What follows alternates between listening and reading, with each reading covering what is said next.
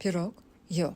Hətta deyərdim piroqdan və tortdan daha dadlı. Hazırlanması isə heç də çətin deyil. Beləliklə 1 qazana 4 stəkan süd, 100 qram şəkər, 2 yumurta, 50 qram yağ, 4 xörək qaşığı qarğıdalı nişastası əlavə edib zəif ocaq üzərində qarışdırırıq. Qaynara düşdükdən sonra soymağa qoyuruq. Sonra üzərinə 2 qutu qaymaq və vanil əlavə edirik. İndi isə keçirik xəmirə. 2 yumurta, şəkər tozu, azca soda, 2 xörək qaşığı xamir, 100 qram kərə yağı, un əlavə edib ələ yapışmayan bir xəmir əldə edirik. Xəmiri 2 bərabər olmayan hissəyə ayırırıq. Balaca hissəni isə buzluğa atırıq. Meyvələrdən mən 1 banan, 1 şəftəli və 1 ərik götürdüm. Xırda kub şəklində doğrayıb hazırladığım qarışımın içinə əlavə edib qarışdırdım. Tavamı isə kərə yağı ilə yağladıqdan sonra böyük hissəni bütün tava boyu açıram. Sonra meyvəli qarışımı içinə əlavə edirəm və eyni bərabərdə yayıram. Buzluqda qalmış ikinci hissəni isə üzərinə rəndədən keçirirəm və 180 dərəcədə üzəri qızarana qədər bişirirəm. Artıq meyvəli piroqumuz hazırdır. Çox dadlıdır, siz də hazırlayın. Amma mütləq bir neçə saat soyuducuda